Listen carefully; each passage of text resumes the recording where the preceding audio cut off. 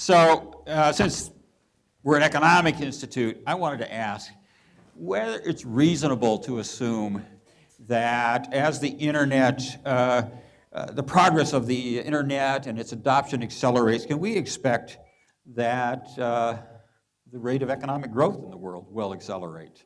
That is, if this is so transformational, will we see a more rapid growth in incomes globally? First, let me say I want to thank SIEPR and Stanford, obviously, for putting this together and you all being here.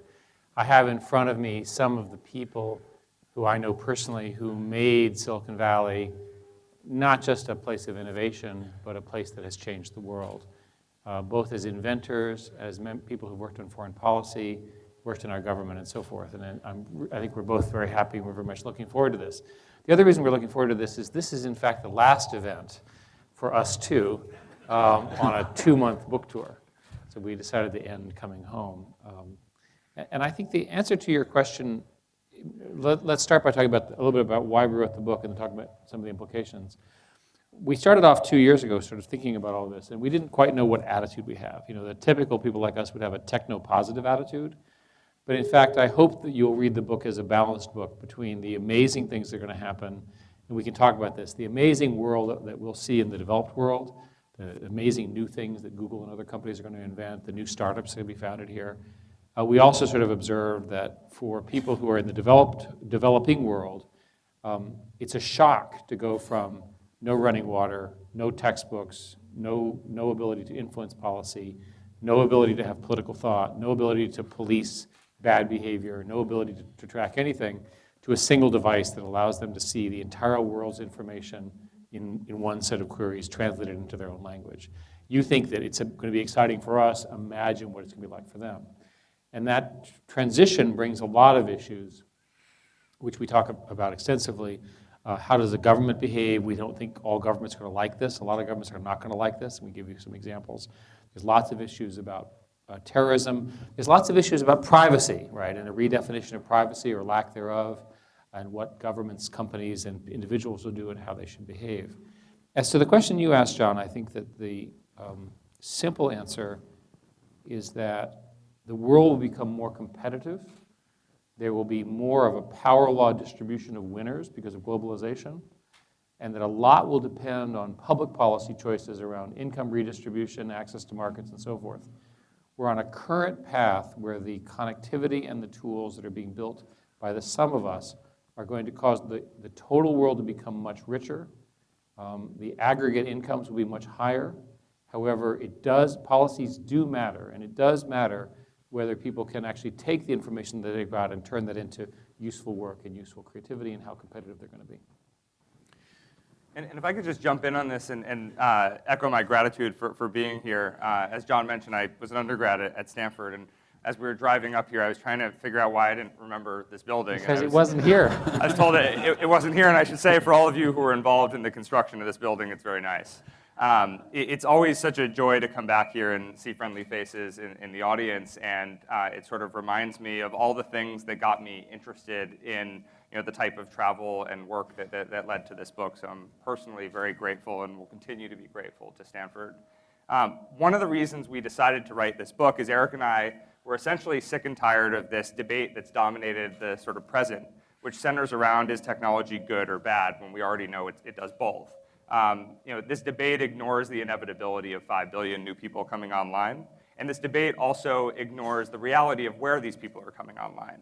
So if you think about where the next 5 billion connecting live, it's parts of the world ridden with some of the toughest challenges. Huge instability, conflict, 57% of the world's population lives under some kind of an autocracy. These are going to be the next people connecting. And the sets of challenges that they're encountering are going to look very different from the first 2 billion.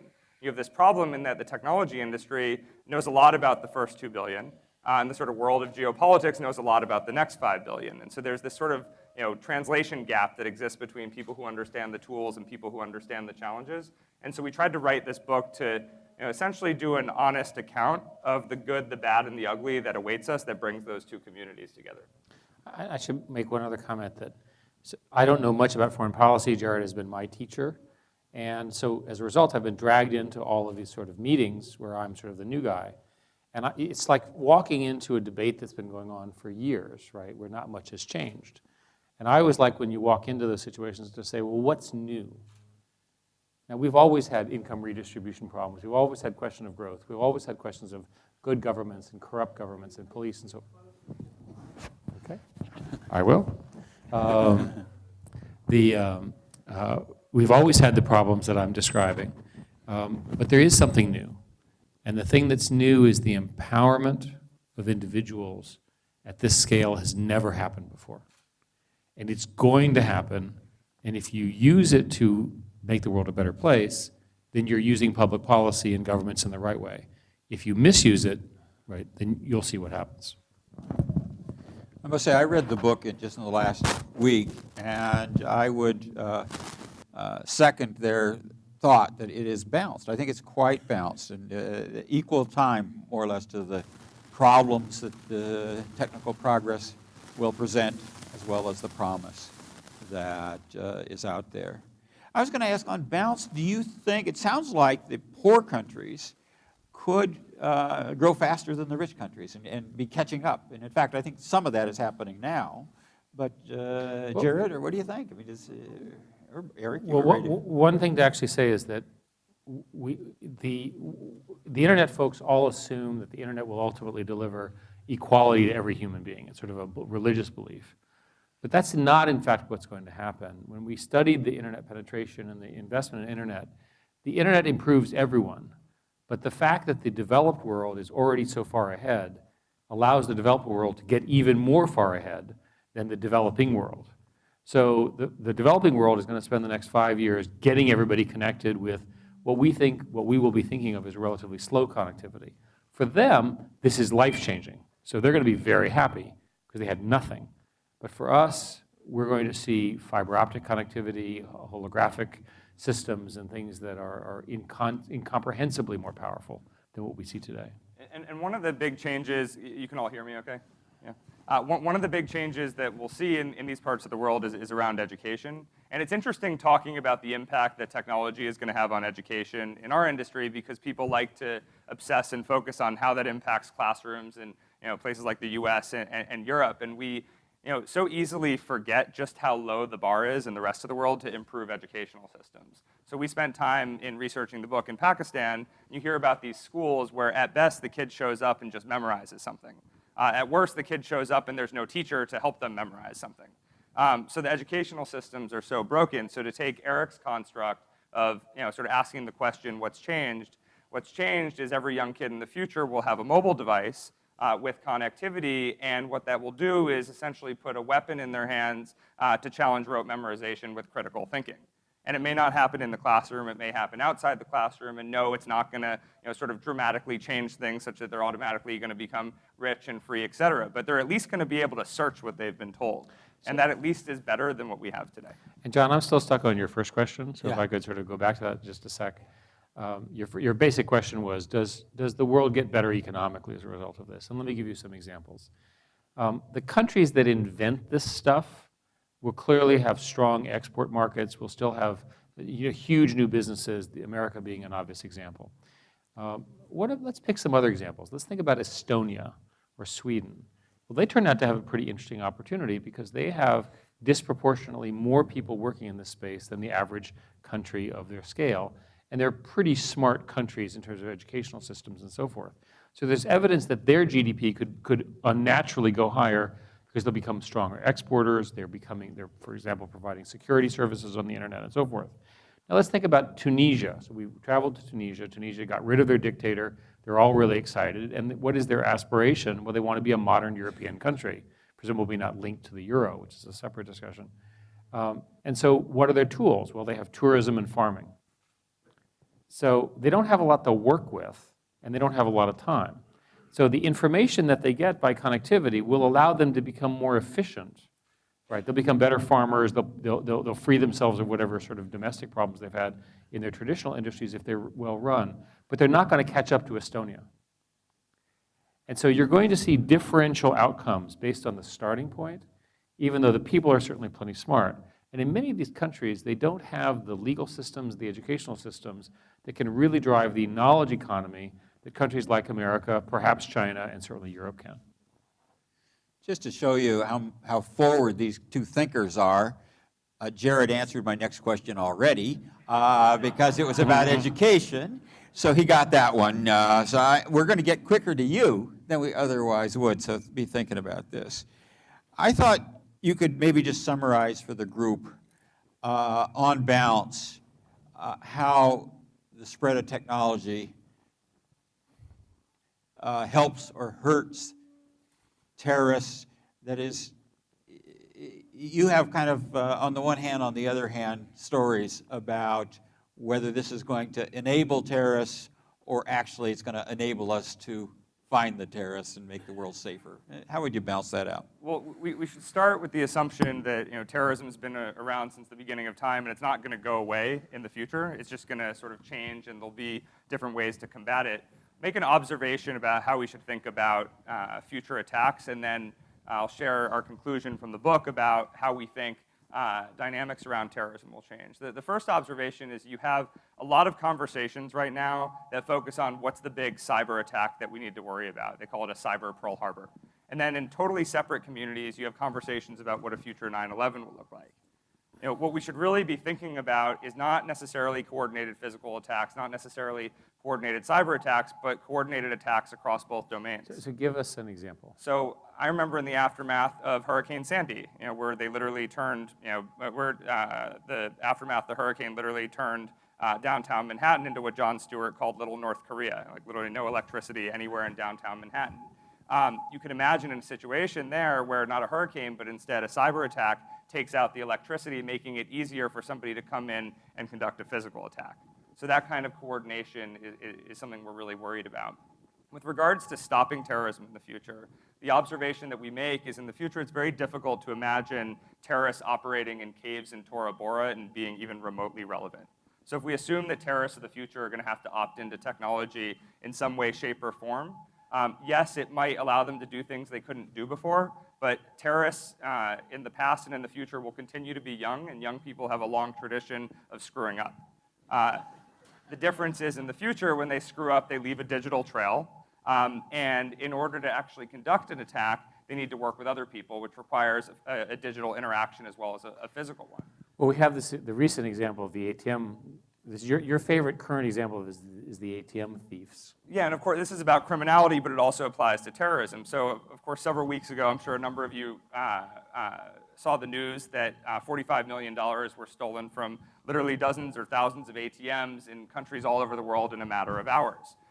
This was a collaboration between transnational hackers who are very good at remaining invisible and sophisticated transnational criminals who are also good at staying invisible.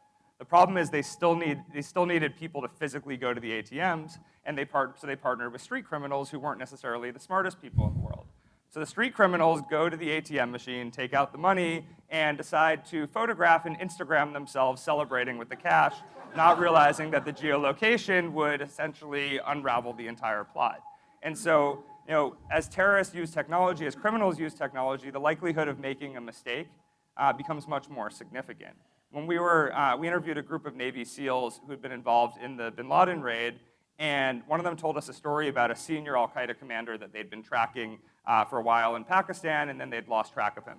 And he'd been very good at switching out SIM cards, changing mobile devices, and several years later, he popped back up because he spoke on the same phone with the same SIM card for 45 minutes, having a social conversation with his cousin in Afghanistan about how excited he was to attend his wedding. So he was very careful professionally, but since he was all of 24 years old, he was less careful socially, and so they were able to nab him, and they got his SIM card and were able to find other people. Why don't you move from terrorism to authoritarian regimes, and again, talk about whether this technology makes them stronger or weaker? I think that many people assume that authoritarian regimes will, with new technology, become a lot like George Orwell in 1984. That they'll be able to survey and track and so forth and oppress their people. I'm not sure that the data suggests that. These devices are so empowering, and there's so many ways in which citizens can do workarounds and so forth, But it's not obvious to me that you could build quite the police state that everybody thinks about it. We have an attempt to some degree of this with respect to China. And China, of course, has active censorship, which we describe in the book at some length, and I can describe to you if you're interested in. But the important thing is that they can't censor everything. So there's a Twitter site, Twitter competitor called Weibo, which has 500 million people on it, by the way, which is their equivalent of Twitter. And there was a train crash. And in the train crash, the government tried to sort of cover up literally the train by burying it and make sure people didn't know what happened. And there was a revolt on Twitter, on Weibo, excuse me. And then eventually what happened was it was discovered that the train hierarchy was corrupt, and in fact, the fellow who ran the train industry is now in jail under threat of death or conviction of death for corruption. So what do you say about that? You say that that's a case where the internet brought discipline on an authoritarian regime. And it did it in an odd way. After we came back from North Korea, we showed up in China and we were talking to everybody about this. Everyone was sort of literally going on and on about Weibo and so forth. And the question to me was, okay, this is a police state and the secret police are really quite good. And you're taking pictures and with your IP address, and these guys are technically good enough to find you and prosecute you and throw you in jail. Why are people doing these online protests? And the answer came back, because you're killing their children, because of environmental issues. So there is a limit to what you can do to people, especially when it starts with pollution that kills their one child, right? People are desperate enough that they're willing to risk life and limb to protest against what they see as horrific conditions environmentally. So that's a real check and balance on what an authoritarian regime can do. And I think that that principle applies much more broadly than we all think. The other thing that's going to change that builds on this, and we talk about this extensively in the book, is citizens in connected societies in the future are going to be able to punch way above their weight relative to their sort of being a single person. The way to illustrate this is to ask all of you in the audience, how many of you, by show of hands, have multiple email accounts? How many of you have multiple social networking profiles? And since I see a lot of parents, how many of you are sure that your kids have even more of these than you do? A lot. So every one of you and your children has a virtual entourage of identities. So we all have entourages and we all have multiple personalities online. And this is sort of fun to joke about in the context of a democratic country that we're all sitting in right now. But let's talk about Iran. They're going to go to the polls on June 14th. The country is actually reasonably penetrated with connectivity, but in the future, when 72 million Iranians are online and they all have multiple email accounts and multiple social networking profiles, to the regime online, it's going to look more like a population of 500 million people. So there's going to be all of this noise, and so the dictator's dilemma, and by the way, we like the idea of dictator dilemmas in the future, the dictator's dilemma for the regime in Tehran, for example, is going to be, how do you distinguish between what's noise, meaning what's a small number of people acting like large numbers of people online, and what's real? And by the way, we're going to see this test today and tomorrow in Turkey. Watch this space. Prime Minister Erdogan said some incredibly nasty things about Twitter yesterday.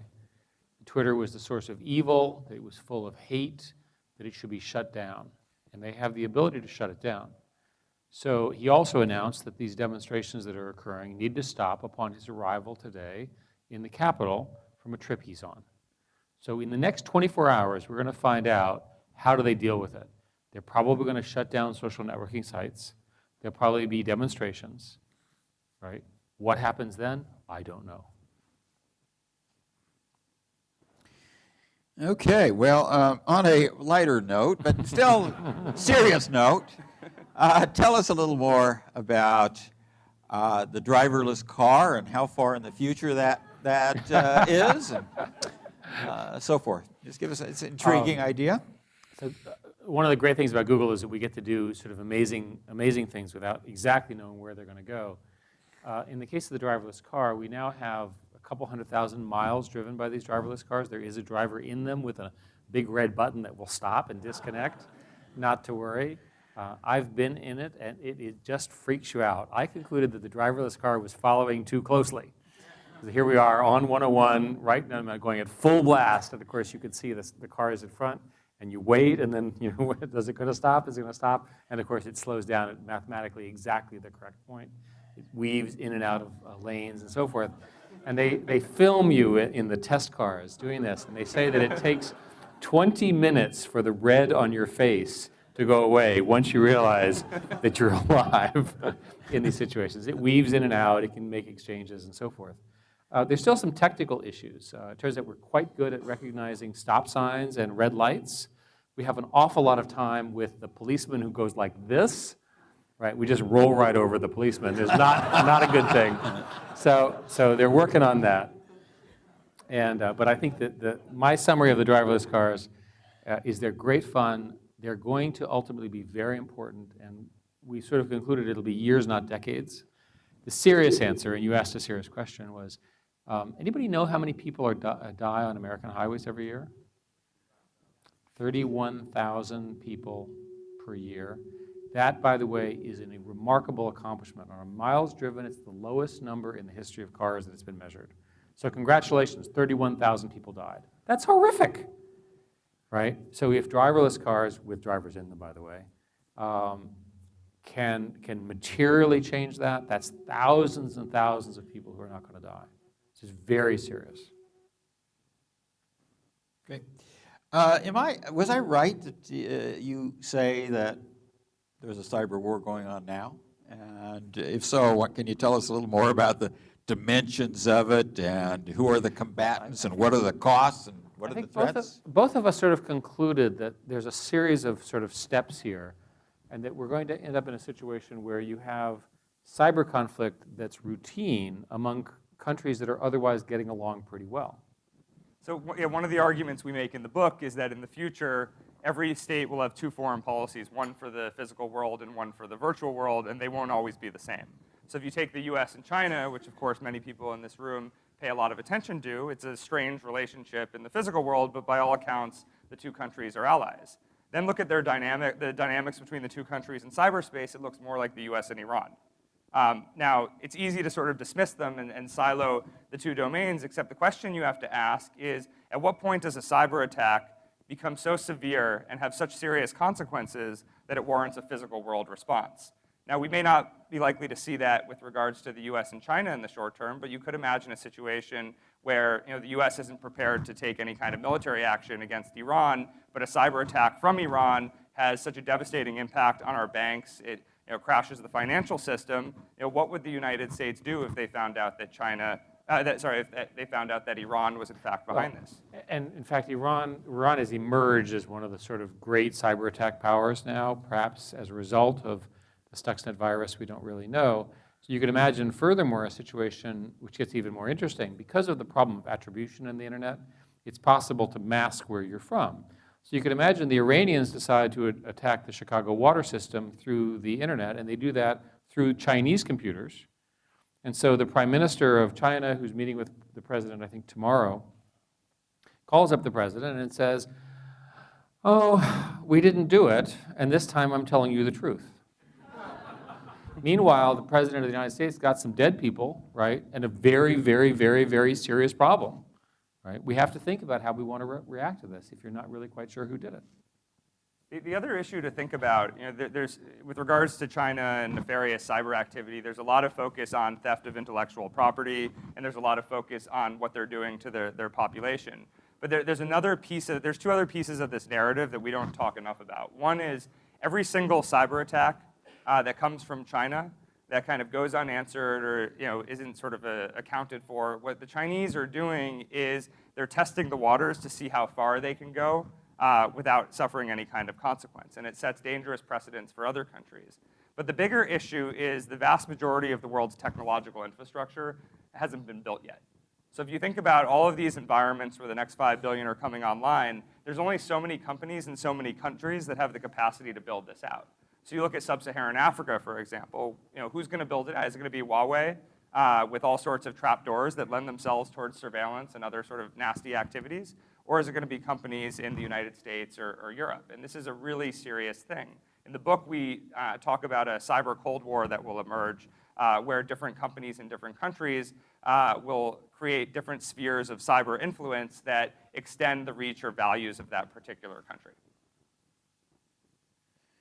So there's almost 200 of you in the audience, so I'm hoping you're working on your questions. I just have sort of one more question I was going to ask. Most of your predictions about the future are taking today's cutting-edge technology and extending it to everybody in the world. But in the next, I was surprised at the timing. That as I think you say that within 12 years there'll be 5 billion more people that are connected. So it's the future sooner than I thought it was, according this book reminded me. But what do you think the chances are that in addition to the spread of today's technology, that there'll be revolutionary technologies that aren't sort of linearly connected to what we have now? I think for the definition of magic, of course, is things you don't understand. And for many people, the technology that we understand here is in fact magic. So for them, the answer is it will be surprising, it will be phenomenal. So the first question is, where do you think these non-continuous innovations will occur? Will they be in a farm in Mongolia, or will they be in the major research universities? And I think history would say they're likely to be in the places that are currently inventing the future. They're likely to be in the top research universities around the world. We know roughly where they are. It obviously includes Stanford and the Valley. Roughly 70% of the venture funding these days is coming to the greater Bay Area, so it's probably going to come out of here. So that's sort of observation number one.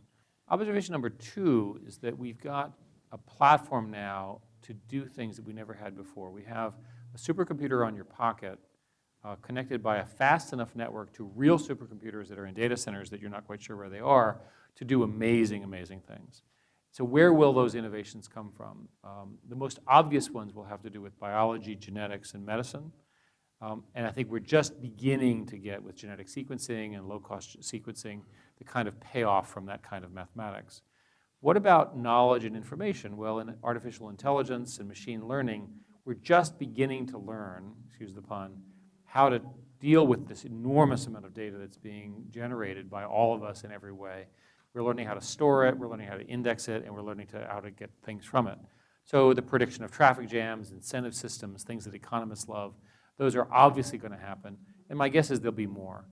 It's always the case that when you sit at this point and you think you understand it all, you're missing something enormous that's just about to happen. I can tell you that I was sitting in my office just down the street at Sun Microsystems in January 1994. And I remember I had figured it all out. We were building these corporate networks. I understood ISDN. I understood the speed of networks. I understood computation. Sun was doing very well. And I felt very bored that there was nothing new that was going to happen. And in January 1994, Mosaic, the browser, happens, right? Mosaic, the browser, and everything is kicked off, right? And everything we see around here occurred from that moment. It'll happen again. Okay, it is your turn. Don't be shy. Tom.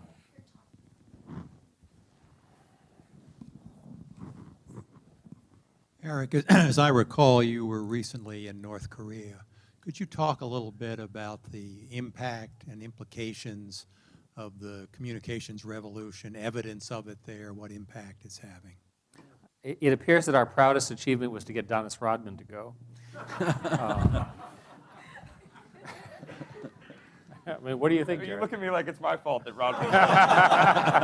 You're the basketball fan. A couple of things about North Korea. We went with the two of us and my daughter, and we were well treated. We went there to talk to them about the benefits of an open and free internet.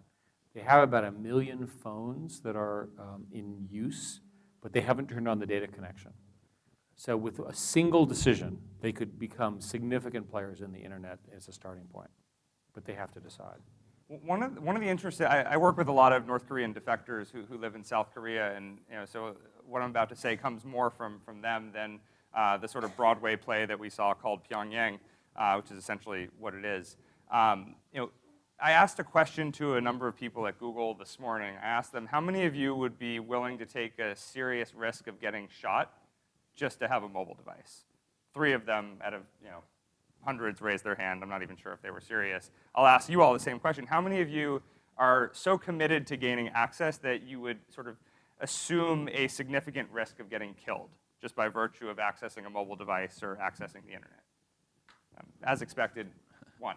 And again, we Well, it depends where I am, right? If I'm in Gaza, which I was, to shoot ammonia, also I'm Gaza, Okay, so this is sort of a particular situation, but by and large, most of us in our day-to-day lives would not risk getting killed to connect.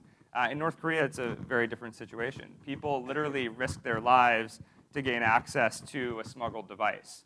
And as if that's not risky enough, they then risk their lives to go to the Chinese border so they can get a signal on the device that they've already risked their life to get. So it's a whole other universe that is impossible for us to imagine. We were very careful not to pretend that we know what's going on in North Korea just by virtue of being there for a few days. In fact, you get more confused the more that you're there. So what you come back with is just essentially a bunch of weird anecdotes and real learnings about at least what the technological infrastructure of the country looks like. After we left, they turned on 3G roaming for a while, and then with this latest series of provocations, they turned it back off again.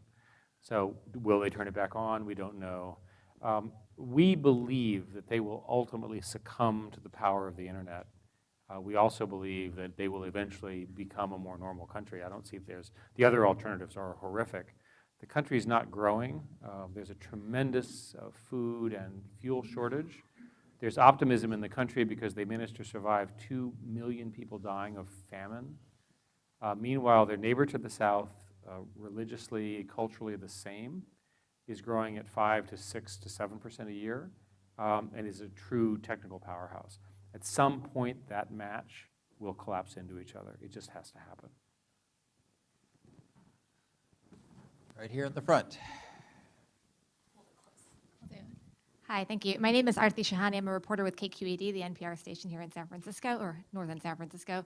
And so over the weekend, Julian Assange wrote a scathing, you know it, a scathing criticism of your book, The Punchline, something along the lines of Google is just trying to put itself at the center of a US geopolitical strategy to dominate the internet. Now, while Assange has his own way of saying things, it is a concern that others have raised about your book and what you're doing and going from the private sector to this conversation and whatnot. And so I guess I want a little bit of your reaction to that criticism. I loved being called the witch doctor of Google. I've been called many things, but never the witch doctors of Google. That was a new attack. And to continue Chairman and on- witch doctor. Can you talk a little bit, though, seriously about, where do you see the U.S. role in the cyber Cold War? Let's correct a few things that are misimpressions that Julian, from the vantage point of he's had a lot of opportunity to sit and think during his current. He is living in the Ecuadorian embassy in London. So he's had a lot of time to think about these issues. Google does not cooperate in an unnatural manner with the U.S. government. And indeed, we've learned a long time ago, and I remember this because I set the policy, that when the very nice police person or the very nice FBI or the NSA person calls you up, you have a very nice chat and you say that we have to follow a legal process and you'll need to get a court order and follow the legal procedures. And indeed, Google today has a large legal department that makes sure that that's the case. So I can assure you that his assertions of collaboration and sort of with the sort of dire outcomes are not correct. He has a view that governments are full of evil intent. And he, in our interview with him, which of course he leaked, we were shocked. So that was a joke, by the way. In the era of Twitter, you have to say, if you make a joke, you have to name it was a joke. That was a joke. We expected the transcript to be leaked. It is WikiLeaks after all. How to describe it? He basically, why don't you describe it? So, Happy to. It's hard for me to describe. So, part of the it's important you understand why we went to interview him. We spent 5 hours with him while he was under house arrest with the ankle bracelet and everything. We went to see him because we're very concerned about continuation of this trend of sort of mass bulk leaking and what this could present for the future. And what we wanted to do was go there to interview him, not to sort of debate the debate that's been already happening about how bad WikiLeaks is and all these different things. We wanted to understand technologically what he ultimately wanted to achieve and how he planned to get there. So we were trying to understand what a WikiLeaks would look like in 10 years and assess whether it would be possible to build. We were also trying to understand, will there be many Assange-like individuals and many WikiLeaks-type platforms in the future? Will we see a dangerous proliferation of these? So it turns out that one of the principles of the internet is there's a lack of a delete button. So information once leaked, if you will, is very hard to put back in the bottle. And the harder that you try to delete the deleted information, the deletable information, the more likely people will second it, make copies of it, hide it in other countries, and so forth. So the role of WikiLeaks in governance is actually pretty important. We found sympathy with his argument that systematic evil requires government planning. We went to Rwanda, where Jerry's in fact an expert on the war. He wrote a series of books about it. 750,000 people were killed over a 4-month period by machetes, which required some amount of centralized planning in horrific crimes. So imagine a situation where those plans were leaked, people had phones. There might have been an opportunity for the society to prevent that tragedy, right? So we understand that. In the case of sort of mass leaking, though, who gets to decide? And Julian's case, he's very clear who gets to decide, and it's himself. And the question that we wanted to ask is, well, first, who appointed you is a separate question, but will there be a lot others? And our conclusion, which we say in the book, is that it's going to be harder to create WikiLeaks sites than you might have thought as a computer scientist, certainly as I thought, because you have to build trust, you have to build validity, and so forth. You actually have to convince the leaker that you're going to treat them with the respect that the leaker expects. And indeed, you'll notice that there's not been 20 or 30 or 40 more WikiLeaks sites after the current WikiLeaks site ran into trouble and during Julian's imprisonment. So to me, that tells you that the society has sort of adapted to this a little bit. Yeah, over here.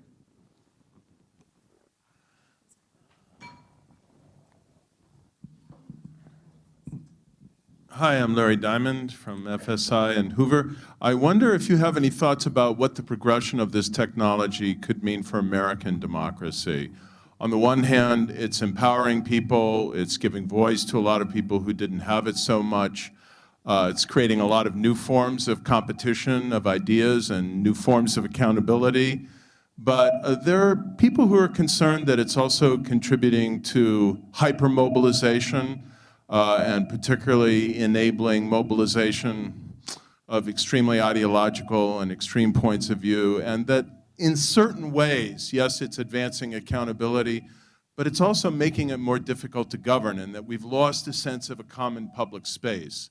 So maybe the fixes to this are totally non-technological, but do you see any technological ones? The same things were said about newspapers and television, which we obviously have managed to adapt to. We were just in London, where the newspapers all report with a slant, right? So you think that our newspapers have biases. Imagine the British newspapers, and it's accepted socially, and yet it's clearly a functioning democracy. People have adapted.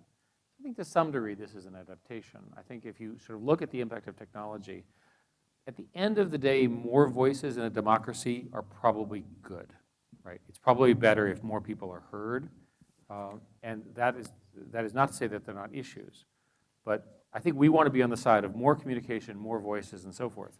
There are some issues. The first one is the problem of misinformation or business information. So an example would be, imagine the tobacco companies today rather than 50 years ago, and they want to convince you that tobacco is not harmful for you. So they were convicted, in fact, of spending a lot of money to do this 50 years ago, and they were fined and all this kind of stuff. Well, today, how they would do it? They would do it using the internet. And they create fake sites and fake experts and so forth and so on. And it's in their business interest to do so. I picked the tobacco companies because I don't want to polarize the audience by using current examples that are behaving the same way. But I think citizens should be worried about the ability for corporate money, corporate profits to try to misinform them. And I personally, as a result of working at Google, working with Jared on this book, I'm tired of being marketed to on one side. I want you to tell me all the arguments and I'll make up my own mind. And the moment you start pushing me, this is what happened, I immediately become suspect that maybe you've got an agenda, and I'll go check what you said. Maybe you're omitting a yes, but, or a context. And I think that's a good behavior for Americans. Secretary George Shultz.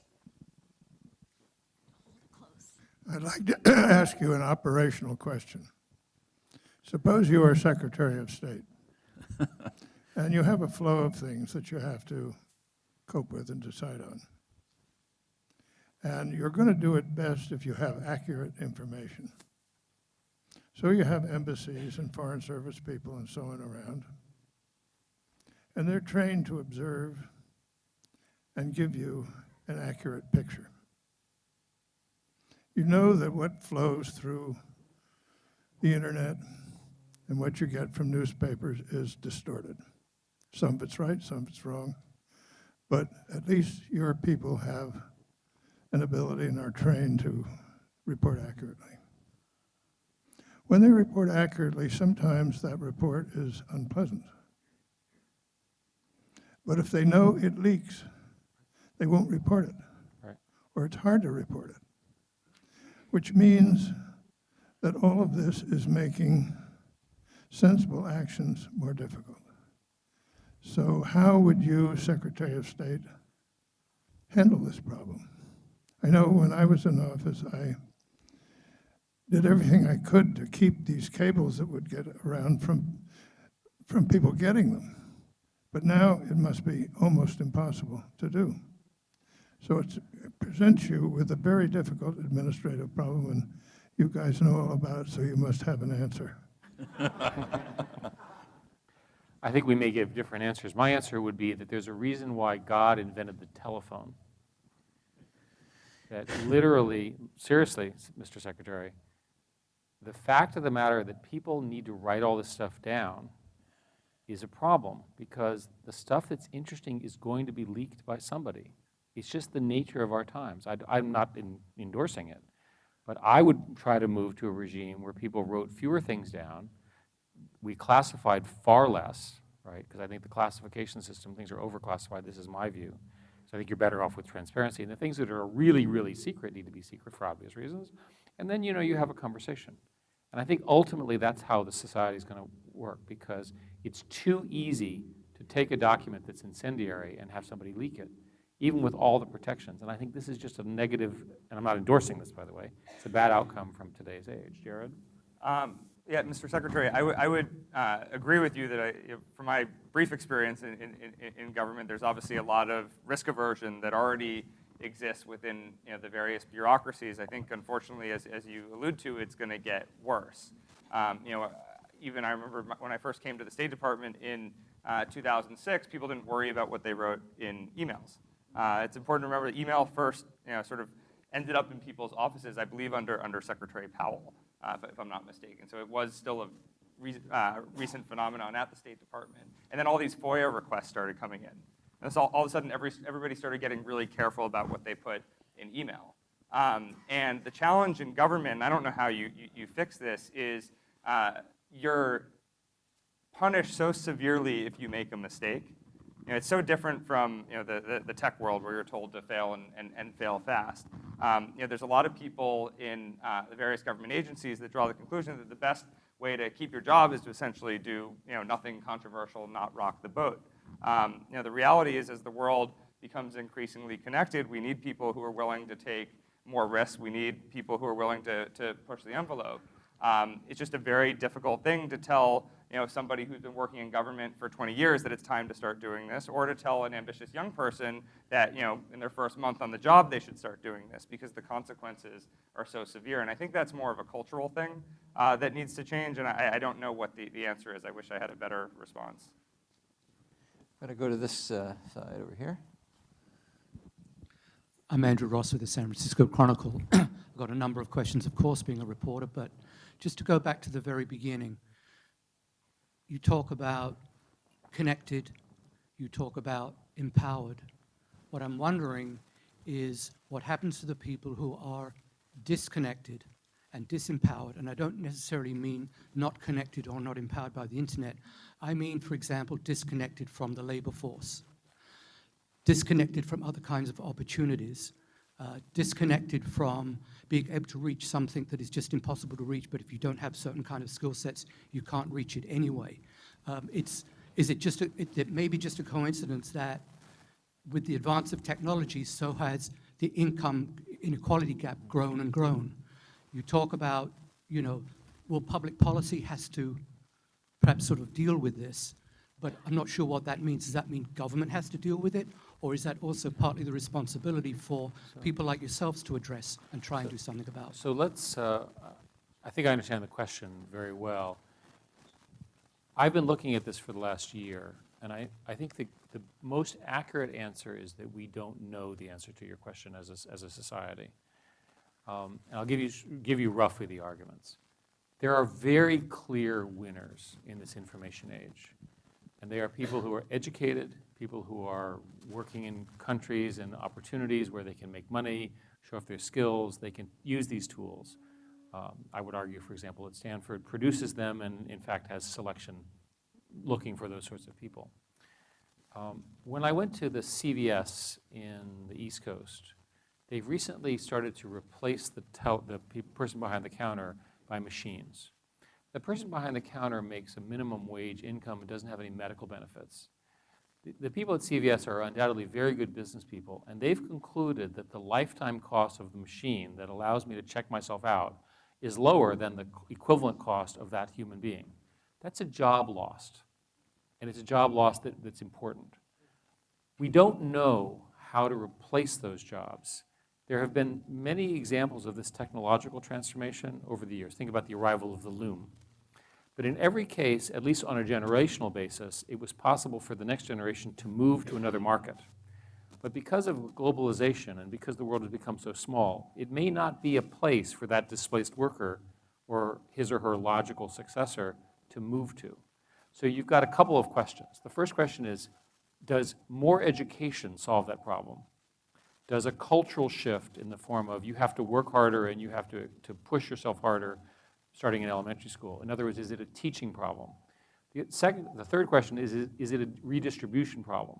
That with this incredible wealth that's going to get created, what do you want to do about these people? Those are questions that are far beyond Google and far beyond the three of us on the table, but they're worthy of debate. And I would say that this, I'm going to call this the intrinsic joblessness problem, is a core problem for democracies everywhere. It's not just a US problem. If you think this is a problem, talk to the Europeans, right? And we ignore Spain.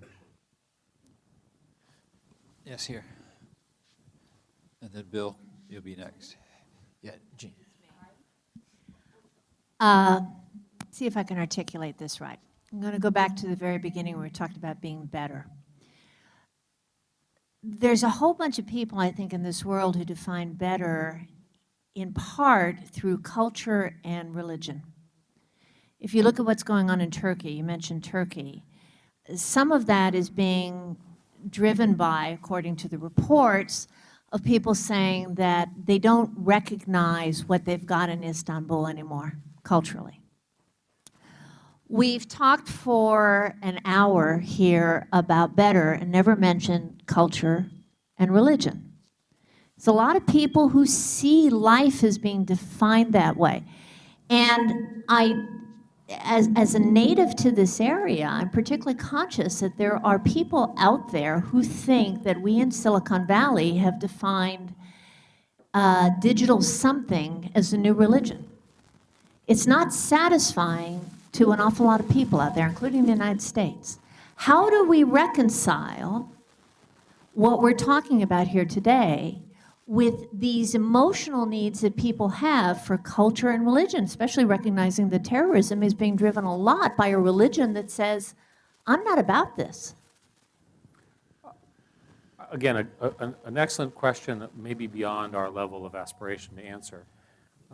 The simple way of saying this is that the job of technology companies is to deliver, in our case, information. We take a view that our job is to serve human citizens and so forth. We don't take a bias on their religion or cultural aspects. My own view is that people are very, very clever, very creative, and that people will largely use these things to make their worlds better places. And if they want to spend more time on religious matters, they can now study them more thoroughly. If they want to spend more time on cultural matters. I think you were asking a slightly different question, which has to do with, is the techno-religion that is embedded in our culture, in the culture here, really going to, how is it going to fare in these other religions? And we take a view in the book that some of the things that we're doing are pretty unstoppable and because of connectivity and because of the nature of the internet. Let me give you an example. You're a member of a religion, for example, which thinks that adult pornography is really, really evil. It's very difficult for technology to filter that out, to detect it. And so the fact of the matter is that the arrival of the internet, which provides many, many positive benefits, also protects this. In Muslim religion, you believe that criticism of your leader in one of the groups should not be done. Well, again, criticism comes part of the package. So I think that we haven't sorted out exactly how that's going to play out. We have a reputation, which is we end on time. So I'm going to have one last question. It's going to be Bill David now. So as more and more people become more and more productive, producing more and more things, do we end up with more goods chasing the same number of dollars, so that, is the internet inherently deflationary? Our industry is inherently deflationary because we are building products that are of declining cost with increasing power. And so one of the sort of unique things about our world is that we've managed to build businesses where the products fall in price quite dramatically. So in that sense, it does serve as an answer to rising costs. And that's especially true now that you have a software industry that's not dominated by one company, which raises prices. So Android, for example, is free, right? So it's very hard to go, I mean, the only price lower than free is we pay you to use it, which we're not currently Somebody proposing. in Germany Yes. suggested that Well, we do. on the book tour, one person suggested we should pay them to use our products, which I thought was a novel idea. So I think we can make an argument that we improve efficiency and we serve as a deflationary hedge compared to other industries. I think that the question that was earlier asked by the gentleman from San Francisco is still apropos. The fact that things are deflationary does not necessarily mean that aggregate revenue and incomes grow. It can also mean that the whole system readjusts. One of the things I'm concerned about is, are we creating net new jobs? I know we're creating net new jobs in this world. What I don't know is in aggregate. And the simplest example there is if you look at Google today, a very, very well-known company, employs 30, 40,000 people. The equivalent company 20 years ago would have employed 300,000 people. Right? That's a race, and I like to think of this as a race between automation and creativity. Automation means that the teller job got replaced by the ATM machine, subject to these guys doing the ATM heist. The creativity is what we do. So I think teaching creativity, teaching in general, education in general, teaching creativity, teaching people to be entrepreneurial, teaching people to take on new opportunities is how we will grow. It's the only answer I've been able to come up with. Thank you very much, and have a good summer. Thank you very much.